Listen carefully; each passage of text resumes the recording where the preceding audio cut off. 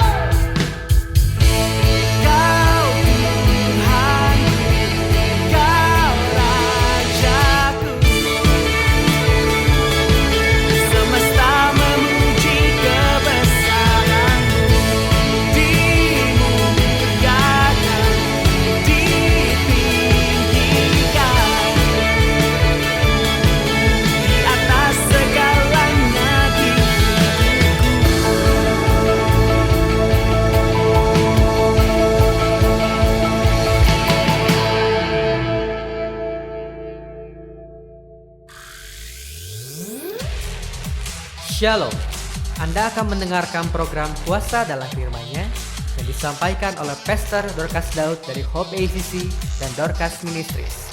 Selamat mendengarkan.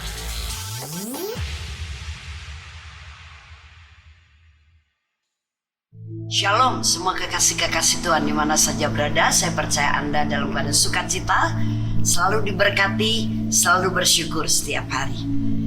Mari kita berdoa.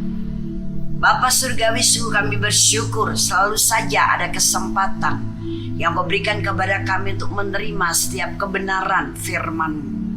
Kami siap menerimanya, urapan bekerja menolong kami untuk kami bisa mengerti, menangkap dan mencerna siap kebenaran firman ini, sehingga dari hari ke hari kami semakin diubahkan, kami semakin menyenangkan hati Tuhan.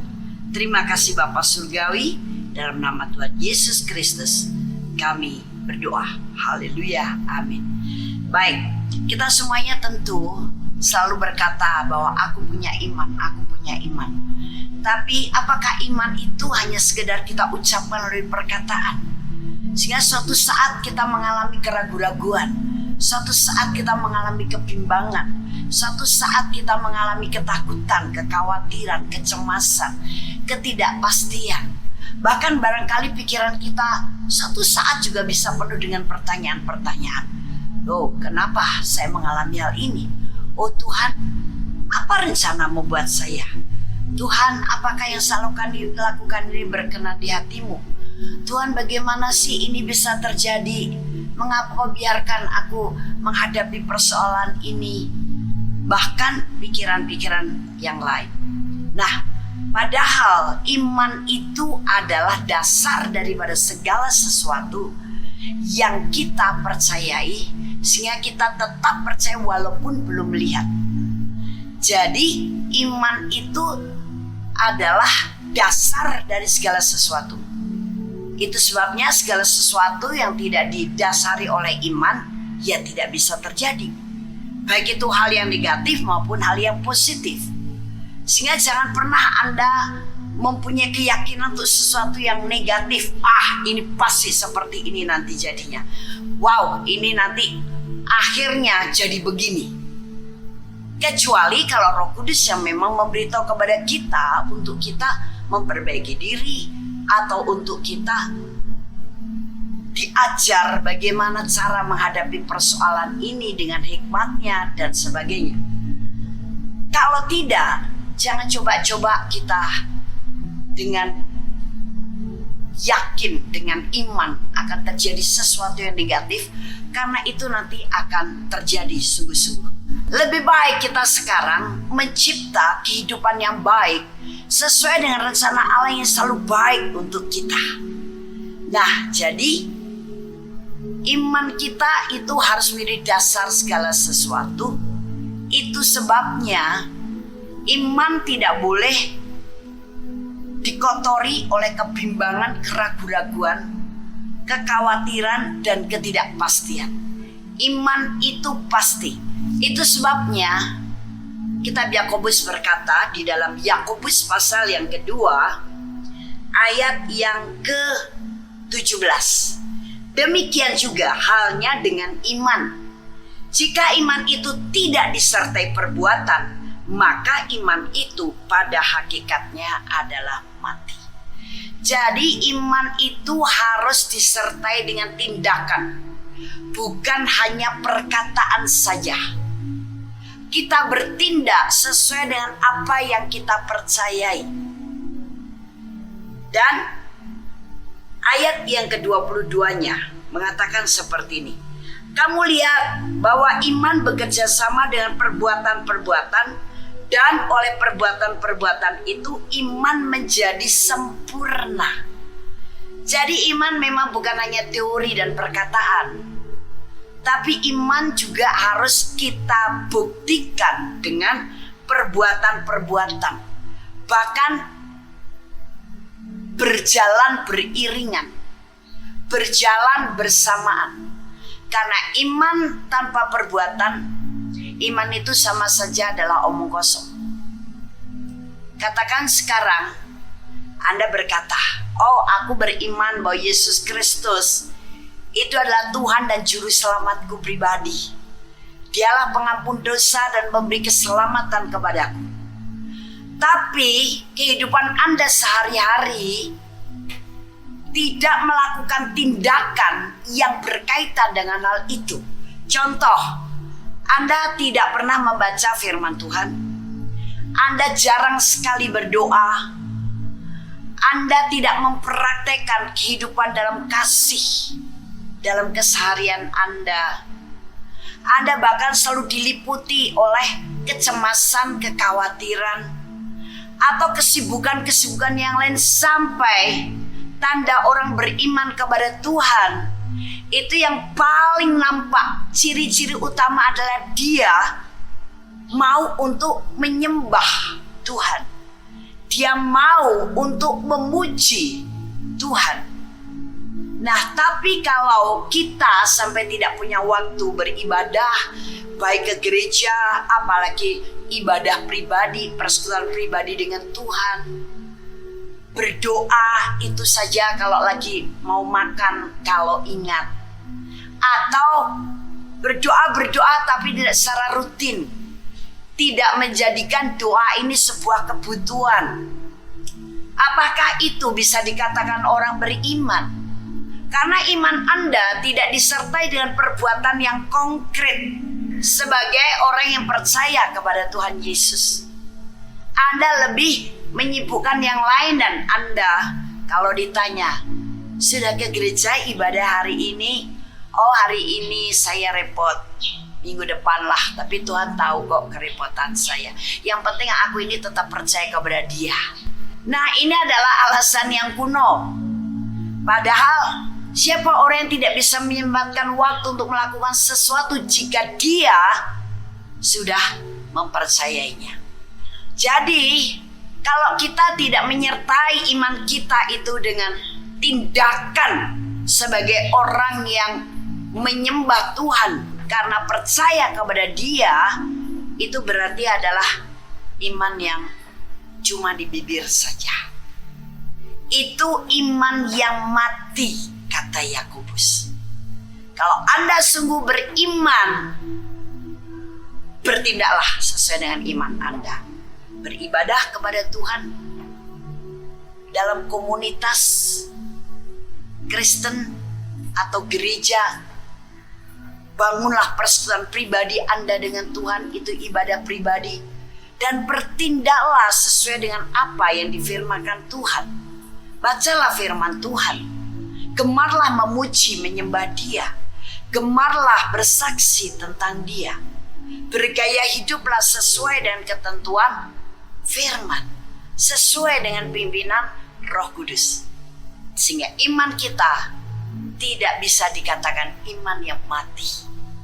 Karena iman yang benar adalah iman yang disertai dengan perbuatan atau tindakan. Saya percaya ini sebagai seri pertama, Anda bisa menangkap dengan baik, dan Anda yang menyadari bahwa iman perlu tindakan. Jika Anda termasuk orang yang tadi saya sampaikan di awal khotbah saya, Anda segera membangun kerohanian Anda sebagai orang yang beriman.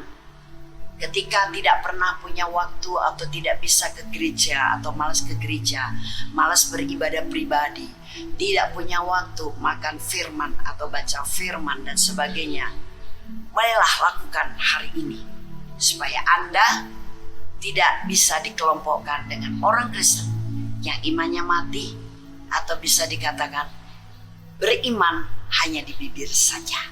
Kejadian pasal 12 ayat yang pertama sampai dengan ayat yang keempat. Berfirmanlah Tuhan kepada Abram, pergilah dari negerimu dan dari sanak saudaramu dan dari rumah bapamu ini ke negeri yang akan kutunjukkan kepadamu. Aku akan membuat engkau menjadi bangsa yang besar dan memberkati engkau serta membuat namamu masyhur, dan engkau akan menjadi berkat. Aku akan memberkati orang-orang memberkati engkau, dan mengutuk orang-orang yang mengutuk engkau, dan olehmu semua kaum di muka bumi akan mendapat berkat. Lalu pergilah Abram seperti yang difirmankan Tuhan kepadanya, dan Lot pun ikut bersama-sama dengan dia. Abram berumur 75 tahun ketika ia berangkat dari Haran.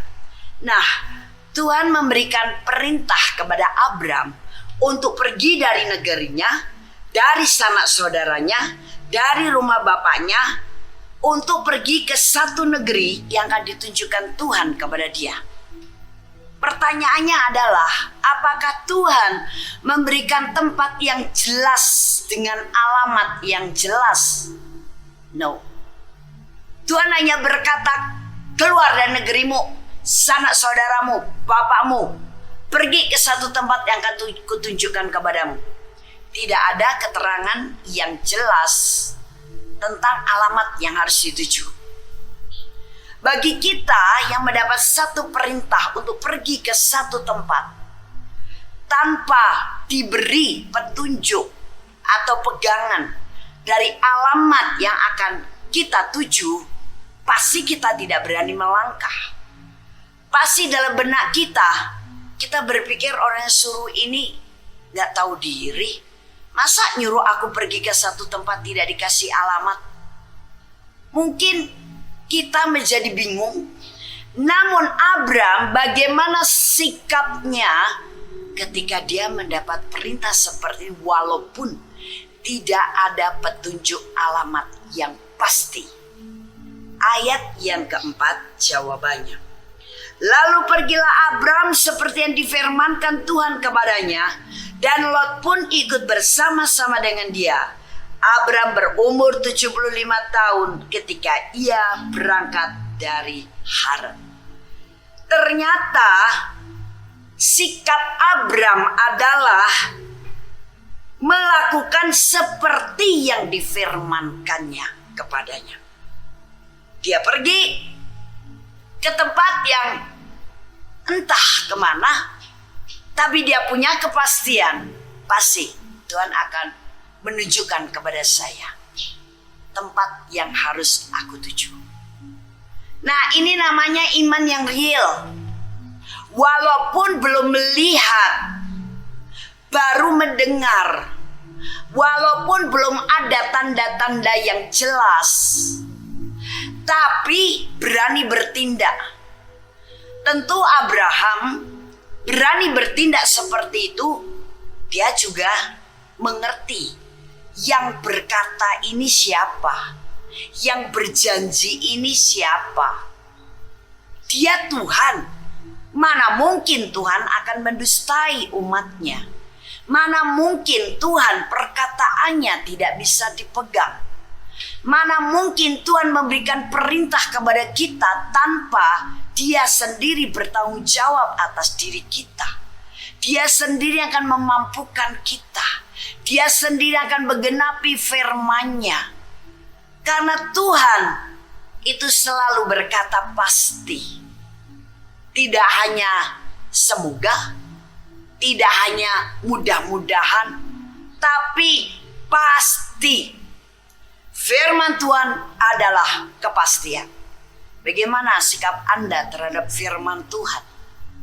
Apakah firman yang Anda dengar, Anda baca, sungguh engkau percayai sehingga engkau berani untuk bertindak menyertai firman itu?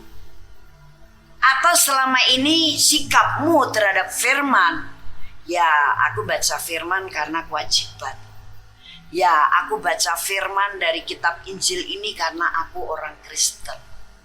Ya aku baca firman karena aku dapat tugas dari kelompok doaku untuk sehari baca firman sekian pasal. Nah, kalau sikap kita terhadap firman seperti itu, iman kita yang menjadi iman yang mati walaupun tiap hari baca firman. Firman itu harus ditindaklanjuti dengan tindakan sesuai dengan apa yang kita percaya. Kita tidak perlu mencurigai firman Tuhan. kita tidak perlu meragukan perkataan Tuhan. Bagian kita sekarang adalah memberi hati yang begitu percaya akan Dia. Nah, Abraham langsung bertindak dan luar biasa sekali. Janji Tuhan berikutnya di ayat yang kedua, aku akan membuat engkau menjadi bangsa yang besar dan memberkati engkau serta membuat namamu masyhur, dan engkau akan menjadi berkat. Aku akan memberkati orang-orang yang memberkati engkau dan mengutuk orang-orang yang mengutuk engkau, dan oleh semua kaum di muka bumi akan mendapat berkat. Wow. Ini semuanya baru janji. Tapi Abraham tetap bertindak, meninggalkan negerinya, bapaknya, sanak saudaranya, menuju tempat yang belum tahu di daerah mana. Mengapa Abraham seperti itu? Kebanyakan di antara kita, ketika kita masih berusia 40 tahun ke bawah, sampai kira-kira 25 tahun, kita mempunyai idealisme yang begitu luar biasa. Kita punya semangat, punya keberanian. Kita merasa sanggup, kita merasa mampu. Sehingga seringkali kita bisa untuk melakukan sesuatu seperti apa yang diinginkan hati kita. Dan kita percaya, kalau aku sudah melakukan ini, karena hatiku sudah mantap melakukan ini, aku pengen melakukan ini, pasti berhasil. Padahal ketika kita melakukan segala sesuatu tanpa bergantung kepada Tuhan, untuk berhasil itu hanya sedikit kemungkinannya. Tapi ketika kita berharap kepada Tuhan, minta tuntunan Tuhan, kita bergantung kepada Tuhan, maka apa saja yang kita kerjakan pasti berhasil. Dan bahkan ketika kita berusia 30-40 tahun, kita berani untuk mulai coba-coba. Saya mau coba kerja di sini, kalau nyaman terus, kalau enggak ya keluar toh. Aku mau mulai bisnis ini, coba-cobalah, siapa tahu laris, siapa tahu berhasil. Kalau enggak ya nanti gantilah, cari lagi yang lain. Kita berani bereksperimen tanpa kepastian. Melakukan sesuatu tanpa ada dasar. Tapi kalau Abraham melakukan sesuatu ada dasar, apa itu imannya. Padahal Abraham pada waktu itu tidak lagi berumur 40 tahun. Tadi firman dalam Yakobus kita baca Abraham berumur 75 tahun. Wow. Kalau zaman sekarang gitu loh, 75 tahun. Kadang-kadang sudah terbayang seorang pria atau seorang wanita yang sudah beruban, barangkali masih kelihatan hitam karena disemir, tapi sudah mulai ada penurunan. Kadang-kadang daya pikirnya, daya tangkapnya, kekuatan fisiknya, keyakinan akan diri sendiri, atau kelemahan-kelemahan yang lain. Tapi Abraham 75 tahun masih punya pemikiran yang begitu bagus. Sikap yang begitu tangguh. Bukan seorang kakek yang pelin-pelan, yang mudah berkata A tapi tidak lama kemudian dia melakukan B. Bukan seorang kakek yang sudah mulai pelupa. Daya ingatnya dan terutama sikap hatinya masih teguh. Karena ketika dia mendapat firman dari Tuhan berupa perintah, semuanya seperti tidak ada kejelasan, tapi dia berani bertindak. Nah, inilah iman yang real. Mengapa Abraham seperti itu? Karena Abraham nomor satu, sadar betul Tuhan atas hidupnya itu siapa. Apakah Anda menyadari Tuhan dengan huruf besar atas hidup Anda siapa?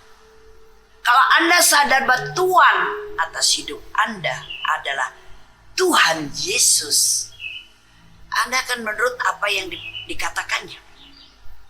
Anda akan mentaati apa yang diperintahkannya, karena dialah Tuhan atas hidupmu. Tapi selama ini, apakah kita menjadi seorang pembangkang? Atau seorang yang taat betul-betul? Atau setengah pembangkang, setengah taat? Taat kalau kira-kira perintahnya, ya aku senang kok hal itu, memang aku senang melakukan itu. Tapi kalau Anda hatinya kurang senang, Anda belum mentaatinya dengan berbagai alasan. Atau menurut ukuran pikiran Anda perintahnya terlalu berat, susah. Jadi ya sorry saja kalau aku belum melakukannya.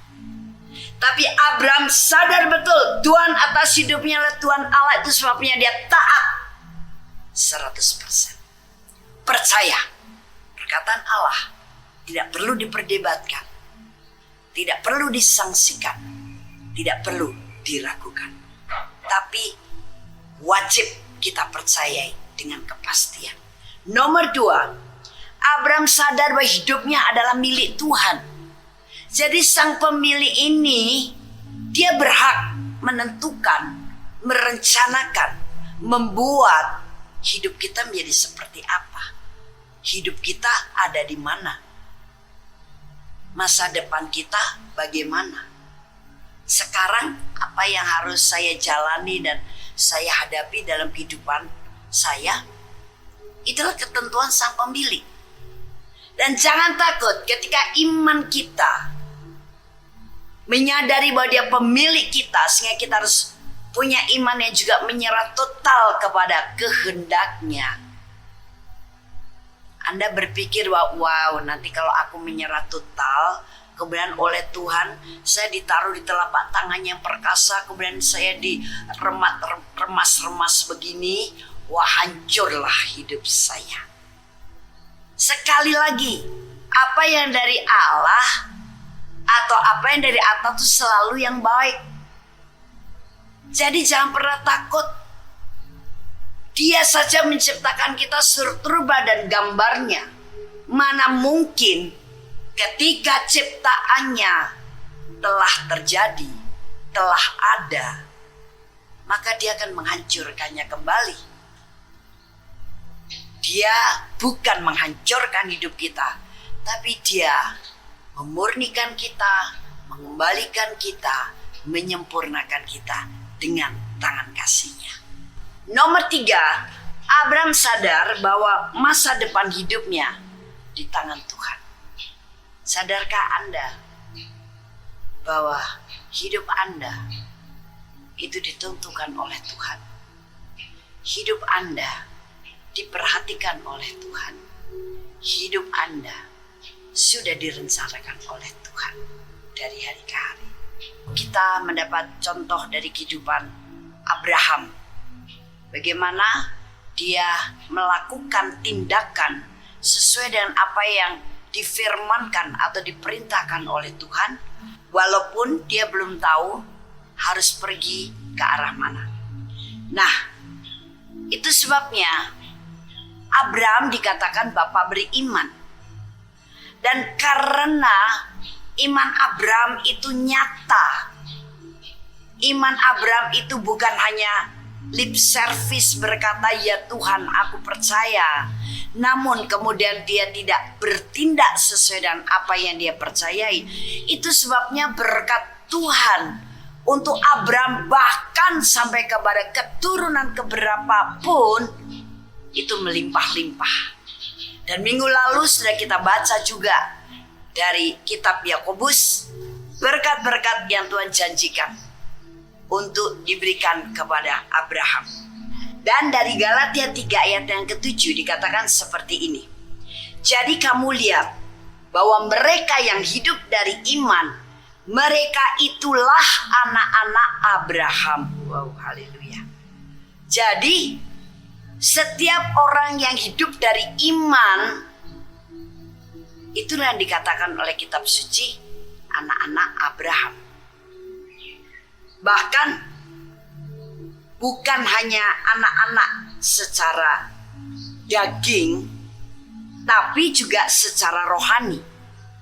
Karena dalam ayat yang ke-8 dikatakan, dan kitab suci yang sebelumnya mengetahui bahwa Allah membenarkan orang-orang bukan Yahudi karena iman, telah terlebih dahulu memberitakan Injil kepada Abraham. Olehmu segala bangsa akan diberkati. Luar biasa. Segala bangsa akan diberkati oleh karena apa? Iman Abraham. Dan siapa yang dimaksud di sini? Adalah kita, orang-orang yang percaya kepada penebusan Yesus Kristus. Karena kita secara rohani itu keturunan daripada Abraham dari anak yang bernama Ishak. Ishak yang lahir dari istri perjanjian, yaitu Sarah. Nah, secara rohani menurunkan kita walaupun kita bukan orang Yahudi. Karena janjinya segala bangsa diberkati oleh karena imanmu. Segala bangsa yang diberkati oleh karena imannya kepada Yesus Kristus. Sebagai keturunan Ishak. Dan Ishak adalah keturunan Abraham dari istri perjanjian. Itu akan diberkati. Bukan hanya satu bidang saja. Tapi dalam segala hal rohani, materi, jasmani. Itu sebabnya Yesus Kristus untuk menggenapi janji ini, dia mati di kayu salib. Mengalami dulu segala penderitaan akibat dosa dari umat manusia. Sehingga semuanya sudah ditanggung oleh dia. Dibayar lunas. Dan kita sekarang menerima anugerah penebusannya. Kita beriman bahwa penyakit kita telah ditanggungnya. Oleh bilurnya kita telah sembuh. Percayalah. Kita dikatakan bahwa berkat surgawi ada dalam Yesus Kristus. Percayalah bahwa kita adalah orang-orang yang sudah diberkati. Kita dikatakan dalam firman adalah anak Allah yang diberi kuasa untuk menginjak ular dan kalajengking. Percayalah kuasa itu sudah menyertai Anda. Mengapa mesti takut dengan setan? Takut dengan roh-roh jahat. Kita yang sekarang menghancurkan mereka. Karena mereka sudah dikalahkan Yesus 2000 tahun yang lalu. Tinggal kita menghancurkan dia dengan cara memperingatkan. Hai setan, iblis, engkau tidak bisa lagi mengacaukan hidupku, merusak hidupku karena kamu sudah dikalahkan oleh Tuhanku Yesus Kristus 2000 tahun yang lalu. Sehingga dia menang atas kamu dan kami yang percaya kepada dia sekarang sudah diberi kemenangan. Jadi kamu tidak bisa lagi menghancurkan hidupku karena Yesus sudah memulihkan aku melalui penebusan yang total dan sempurna. Wow, luar biasa. Kasih, tidak perlu kita merasa kering hatinya karena kurang kasih, kurang perhatian, kurang ada orang yang mengasihi kita. Kasih Allah sudah dicurahkan dalam kita. Melalui apa? Melalui Yesus Kristus. Kehadirannya dalam hidup kita membawa damai, membawa sukacita, mengadakan pesta rohani setiap hari dalam hidup kita. Sehingga hidup kita sekarang hidup yang dipenuhi dengan suasana surgawi. Nah, ini berkat-berkat yang dijanjikan oleh Tuhan untuk terjadi dalam hidup kita sebagai anak-anak Abraham secara rohani. Bahkan masih banyak lagi berkat-berkat yang lain. Don't worry. Itu sebabnya bagaimana sekarang iman kita? Apakah kita mau ajak berjalan dengan cara kita bertindak atas iman kita? Atau kita akan punya iman yang biasa saja, stagnan? Sehingga setiap kali kita menjalani kehidupan ini seperti terlunta-lunta, berbeban berat, menderita, sengsara, jadi korban daripada persoalan. Apakah kita mau hidup sebagai anak Allah, keturunan orang beriman seperti itu? Saya percaya Anda dan saya sama. Kita mau menikmati segala berkat Abraham di dalam Yesus Kristus, tapi aktifkan imanmu. Jangan diam saja. Iman jangan hanya disimpan di hati. Iman jangan hanya diperkatakan walaupun itu perlu. Tapi engkau perlu bertindak secara real, secara nyata. Apa yang kau percayai, maka apa yang kau percayai akan menjadi kenyataan. Nah, sekarang pertanyaan untuk diri kita sendiri adalah, bagaimana dengan iman kita selama ini? Apakah iman yang aktif sehingga iman kita itu kita sertai dengan tindakan yang nyata, yang konkret, dan pada akhirnya apa yang kita percaya itu terjadi dalam hidup kita? Atau kita takut atau ragu-ragu untuk memulainya, melakukan apa yang kita percayai dari firman Tuhan? Karena perlu kita ingat bahwa iman itu bukan sekedar dogma yang didukung argumen, filsafat yang sulit. Iman itu tidak sulit. Iman itu bukan sebuah teori saja. Iman itu tidak diperdebatkan. Iman itu tidak diragukan. Dan iman kepada sesuatu, apalagi sesuatu itu berdasarkan daripada Allah, kita tidak perlu untuk menyangsikannya. Kemudian sebetulnya iman itu sederhana dan nyata. Yang bikin sulit, bikin tidak sederhana, menjadi sukar, menjadi menakutkan bagi kita untuk bertindak adalah kendali pikiran kita. Kendali pikiran kita terbiasa dilatih untuk menjalani kehidupan ini dengan apa? Dengan akal kita, dengan usaha kita, dengan doktrin-doktrin, dogma-dogma yang berasal dari teori dunia, filsafat dunia, yang kebanyakan semuanya itu adalah cenderung untuk mengandalkan manusia, mengandalkan diri sendiri. Nah, firman berkata ini terkutuk, artinya terkutuk, tidak akan pernah bisa berhasil dengan baik. Andalkan Tuhan. Barang siapa berharap kepada Tuhan, dia akan diberkati. Bahkan digambarkan akan seperti pohon yang tertanam di tepi aliran air, yang daunnya tetap hijau, akarnya merambat kemana-mana, dan menghasilkan buah pada waktu musimnya. Nah, ini orang yang berharap kepada Tuhan. Jadi jangan persulit imanmu sehingga imanmu tak pernah menjadi kenyataan dengan cara berpikir Anda sendiri. Kita harus mengganti cara berpikir kemustahilan dengan cara berpikir iman yang positif. Tidak ada yang mustahil bagi saya yang percaya kepada Dia.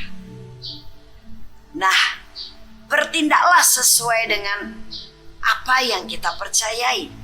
Tuhan dan kuasa-Nya akan bekerja sesuai dengan apa yang dinyatakannya melalui firman-Nya. Bagian kita percaya, menerima dengan tulus hati, ikhlas, dan bertindak.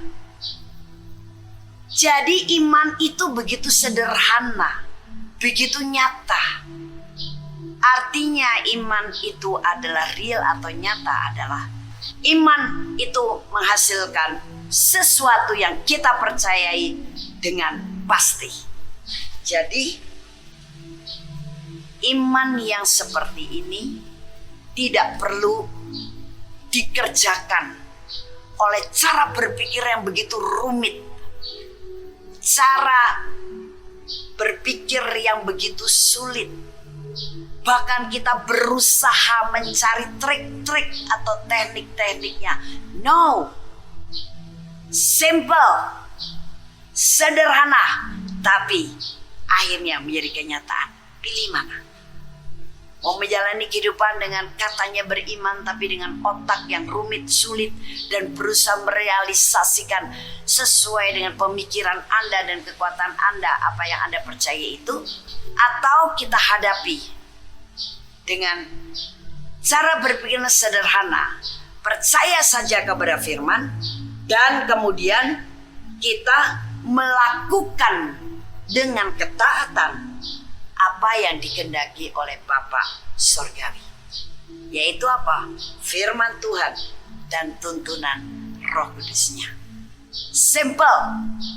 Firman dengan jelas mengatakan, sebab di dalamnya nyata kebenaran Allah yang bertolak dari iman dan memimpin kepada iman, seperti ada tertulis, orang benar akan hidup oleh iman. Nah, ciri-ciri orang benar akan hidup karena imannya. Tapi bukan iman yang pasif, iman yang mati, iman yang disimpan di hati, iman yang hanya diperkatakan, aku orang beriman. Tapi iman yang disertai dengan tindakan yang nyata. Maka apa yang kita percayai akan jadi real atau nyata. Ini adalah kebenaran Allah, karena hidup kita akan dipimpin oleh sang komandan iman kita sendiri, yaitu Yesus Kristus. Bertolak dari iman kepada iman yang lain. Tentu iman yang lain adalah iman yang lebih tinggi, iman yang lebih luar biasa. Tapi dari mana kita bisa mencapai kepada iman yang lebih tinggi atau iman yang luar biasa? Bertolak dari kesetiaan untuk hal kecil. Mari kita latih, kita biasakan. Dengan iman, kita bertindak sesuai dengan apa yang kita percayai. Haleluya. Kami percaya Anda pasti diberkati oleh firman Tuhan yang disampaikan oleh Pastor Dorcas Daud STH dari Hope ACC dan Dorcas Ministries. Dan bila Anda memiliki pertanyaan seputar kegiatan pelayanan kami, Anda dapat menghubungi kami di 08 222 703 0006. Sekali lagi di 08222 703 0006. Sampai jumpa kembali. Tuhan Yesus memberkati.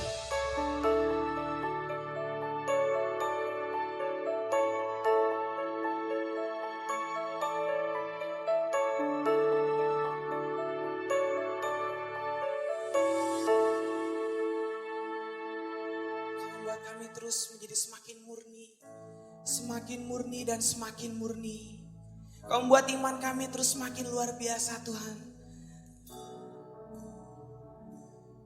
Haleluya, haleluya, haleluya. Oh,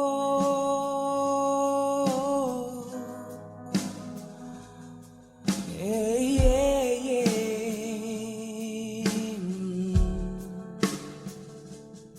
Oh, Jesus, Jesus, Jesus, we worship you, Lord. Hallelujah. Oh, my faith will break down the world.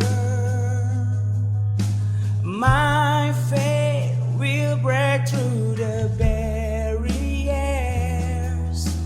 My faith, I'm sure it will shock the world, 'cause I know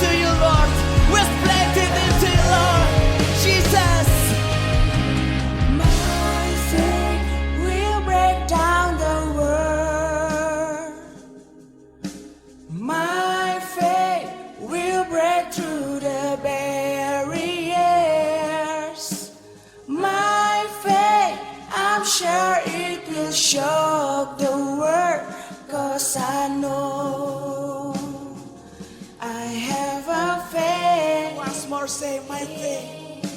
My faith will break down the world.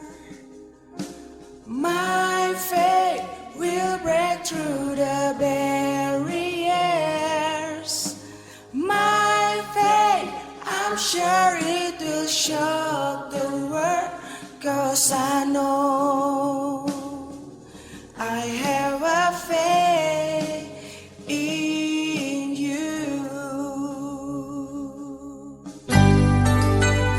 Demikianlah firman Tuhan yang berkuasa telah kita dengar bersama-sama.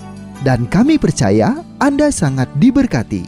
Bagi yang membutuhkan pertumbuhan iman dan pelayanan lebih lanjut, Anda dapat menghubungi kami dan beribadah bersama dengan kami setiap hari Minggu di Gereja Hope ACC di ACC Center, Jalan Mekar Utama, nomor 31, lantai 3 Kompleks Mekarwangi, Bandung, pada jam 8.30. Ada kebaktian anak-anak pada jam yang sama. Ikuti juga Breakthrough Prayer setiap Jumat jam 18.30. Jika Anda membutuhkan dukungan doa, Anda dapat mengirimkan SMS ke nomor 0822 2703 0006. Tuhan memberkati.